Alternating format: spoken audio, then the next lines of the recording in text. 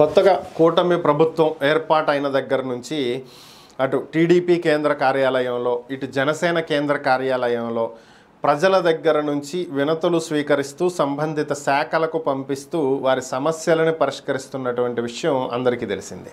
రాష్ట్ర నలుమూలల నుంచి తమ సమస్యలు ప్రభుత్వం దృష్టికి తీసుకువెళ్ళటానికి ఎంతోమంది ప్రజలు ప్రతిరోజు అటు టీడీపీ కార్యాలయం దగ్గర ఇటు జనసేన కార్యాలయం దగ్గర క్యూ కడుతున్నారు. అయితే నిన్న జనసేన కార్యాలయంలో తమ బాధలు చెప్పుకోవటానికి వచ్చినటువంటి ప్రజల దగ్గర నుంచి పవన్ కళ్యాణే నేరుగా అర్జీలు స్వీకరించడం, వారు చెప్పినటువంటి సమస్యలను సావధానంగా విని ఆ సంబంధిత అధికారులకు ఆదేశాలు ఇవ్వటం కూడా జరిగింది.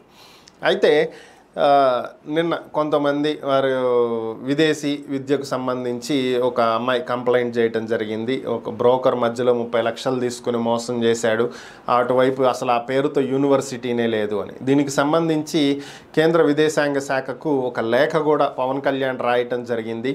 విదేశాలలో ఇతర దేశాలలో ఏ యూనివర్సిటీలు ఉన్నాయి, ఆ యూనివర్సిటీల్లో అడ్మిషన్స్కి ఎలా అప్రోచ్ అవ్వాలి ఏంటి, ఇలాంటి పూర్తి గైడెన్స్ తోటి ఒక డీటెయిల్స్ రిలీజ్ చేస్తే ఇక్కడ స్థానికంగా ఉన్నటువంటి విద్యార్థులకు ఉపయోగకరంగా ఉంటుందని, దేశవ్యాప్తంగా విదేశాలకు వెళ్ళి చదువుకోవాలనుకుంటున్నటువంటి విద్యార్థులకు ఇది చాలా ఉపయోగపడుతుందని చెప్పి ఆయన ఒక లెటర్ రాయటం జరిగింది. నిజంగా మంచి ఆలోచన. అయితే మరొక వైపున క్యాబ్ డ్రైవర్లు పవన్ కళ్యాణ్ దృష్టికి ఒక కొత్త విషయాన్ని తీసుకువెళ్ళటం జరిగింది. ఇదేంటి అంటే మొన్నటి వరకు జూన్ 2వ తేదీ వరకు కూడా హైదరాబాద్ అనేది ఉమ్మడి రాజధానిగా ఉంది. అయితే ఈ నేపథ్యంలో అక్కడ కార్లు తిప్పుకోవటానికి ఇబ్బంది లేకుండా తిప్పుకోవటం జరిగిందని, జూన్ 2 దగ్గర నుంచి ఏపీ క్యాబ్ డ్రైవర్లని తెలంగాణ క్యాబ్ డ్రైవర్లు మీకు ఉమ్మడి రాజధాని అయిపోయింది కాబట్టి మీరు ఏపీకి వెళ్ళిపోండి, ఇక్కడ వద్దని చెప్పి గొడవలు పడుతున్నారని చెప్పి సో వాళ్ళు పవన్ కళ్యాణ్ దృష్టికి తీసుకురావడం జరిగింది. దీంతో స్పందించినటువంటి పవన్ కళ్యాణ్